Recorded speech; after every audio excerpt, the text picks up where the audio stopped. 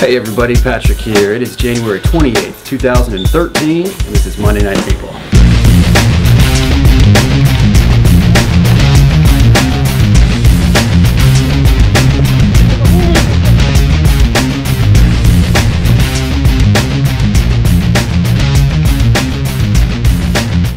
Alright guys, it has been a crazy week. We actually had to skip 2 episodes of Monday Night Paintball because of this big rush that we had for SHOT Show 2013. For those of you not familiar with SHOT Show, it is one of the biggest gun and gear conventions in the world, certainly the most prestigious in the United States. Happens every year in the January-February time frame, goes down in Las Vegas, Nevada. Now we didn't know we were going until a few days before. We actually got a call from a company called Laser Shot that makes training equipment for the military, and they needed a simulation firearm in their little shoot house they had in their booth. They called us about 4 days prior to the show, asked if we could be there. Omar and I jumped on a plane and we went. So I was actually sitting down getting ready to film Monday Night Paintball when I got an email saying, hey, you're going to SHOT Show, congratulations, pack your bags. So we had to dump that episode, and then we were there through Friday, but we're back. Now this was my first trip to SHOT Show, and I've always wanted to go. This is where all the big companies, gun innovators,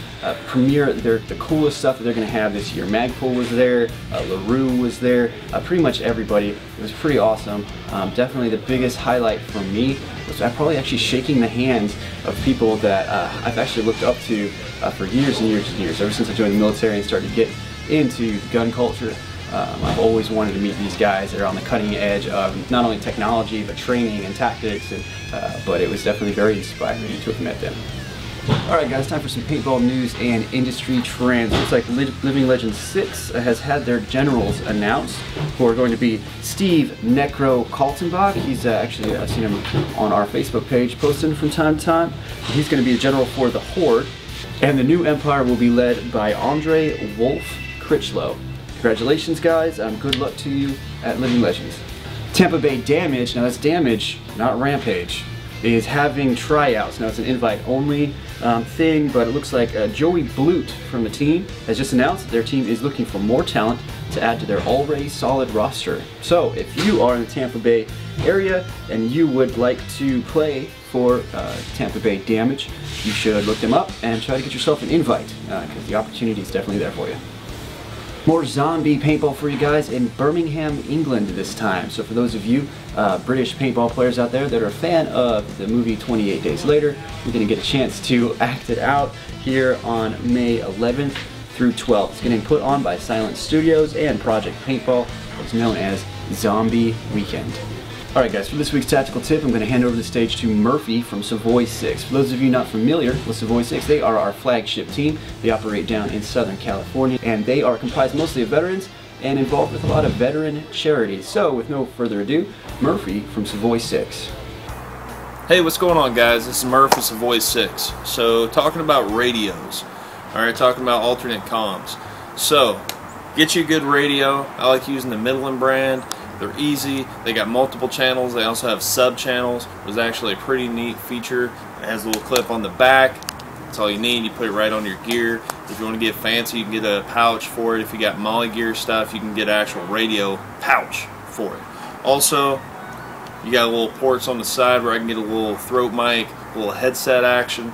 Definitely encourage that if you're doing a lot of scenario play, a lot of milsim stuff, because nothing worse than hiding in a bush, getting in some tall grass, and then somebody hits the little jingle jangle button, and it's like wee, wee, wee, wee, wee, wee, wee, wee, and basically it's just a big siren that says come shoot me in the face.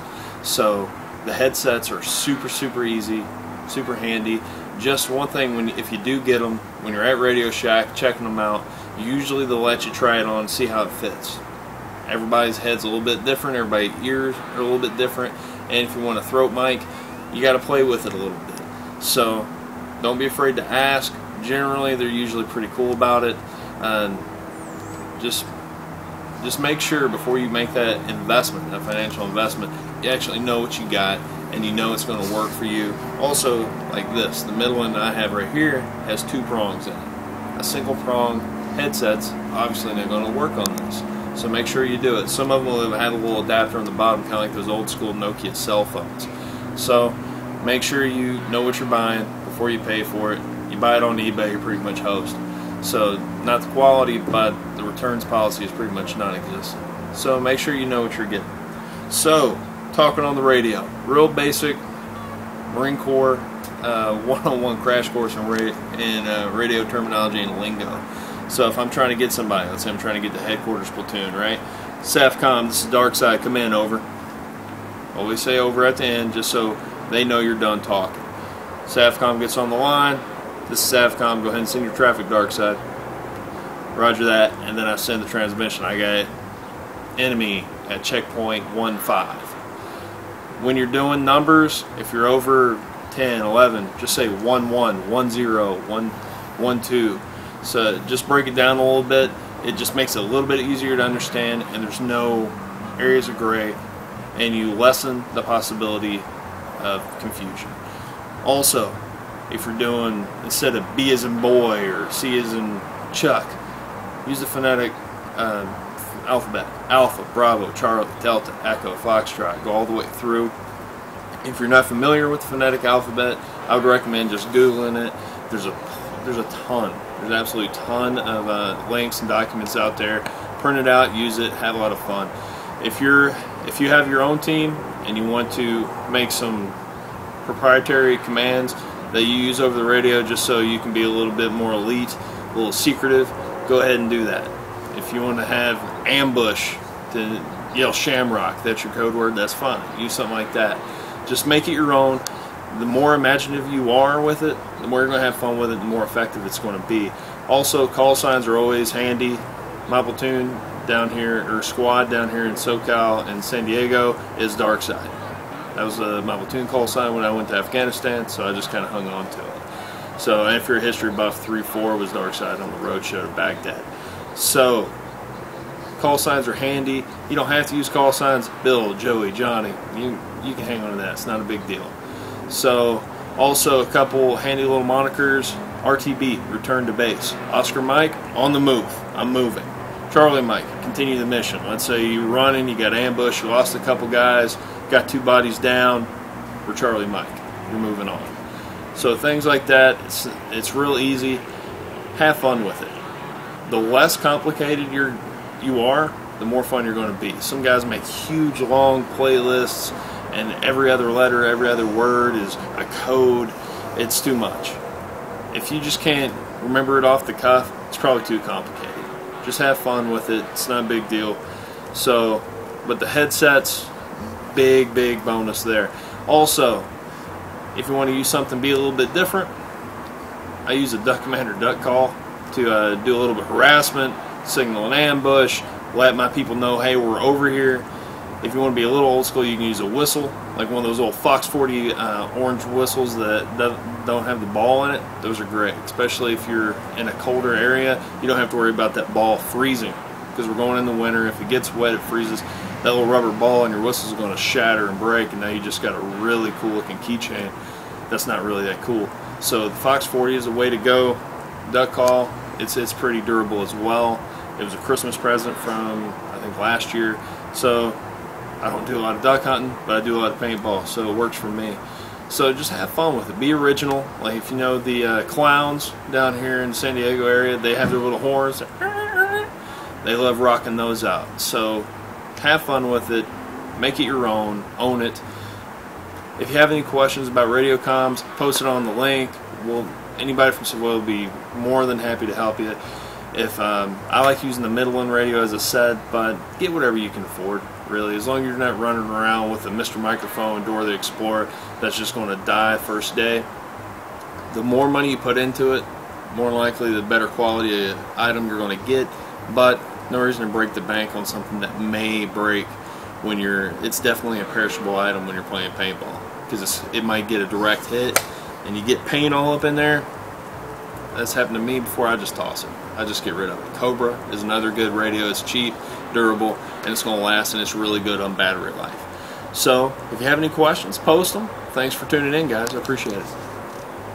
Now remember, Savoy 6 has their own Facebook page where you can get in touch with Murphy or any of the other 35 plus members on the team. They're involved in scenario events in Southern California, and they even put on their own private MagFed games from time to time. So if you're interested in some MagFed play in California, or you just like to join the team, go to facebook.com/Savoy6Paintball.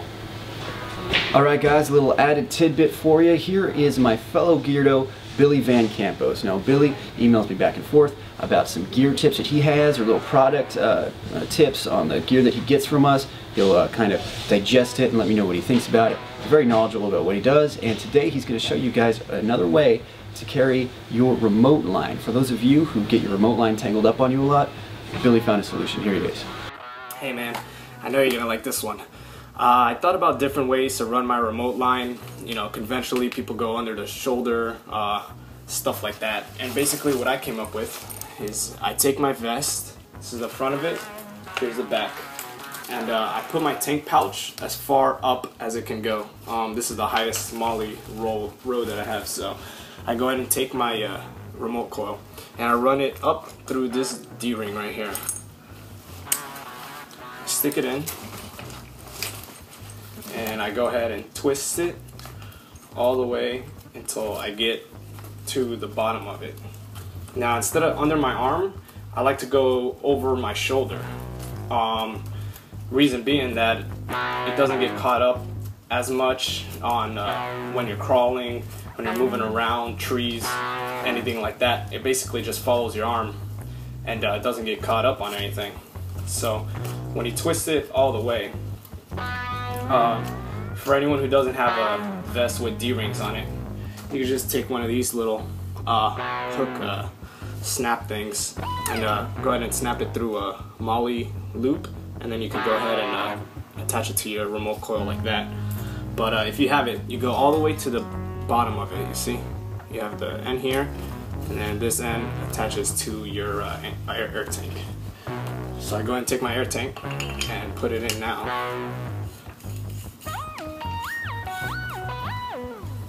Then I could go ahead and slide it into my pouch.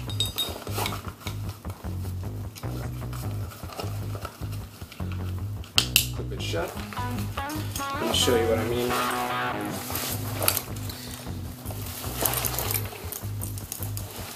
The Flexi Air Kits and the T68s are perfect for this because the air source comes out the back.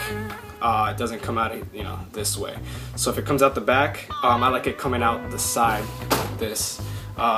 Luckily mine's screwed in all the way, it comes out the side. I guess if it doesn't, you can maybe unscrew it maybe a quarter of the way or something and then have it come out the side like this. So if you just take it and attach it, now this is the way I like to run it. It's just right over my shoulder, just follows my arm. No matter where it goes, it's just running down my arm. If I move around this way, if I'm crawling or whatever, it doesn't get caught up on anything. And especially when you're switching over to weak side, it doesn't come across all your gear. It doesn't mess up any mag pouches or anything. It just goes right across. You have it attached up here at the back so it doesn't choke you out when you're switching over. You can switch back, and no matter what you do, it's just going, following your arm, and pretty much out of the way, whatever you do.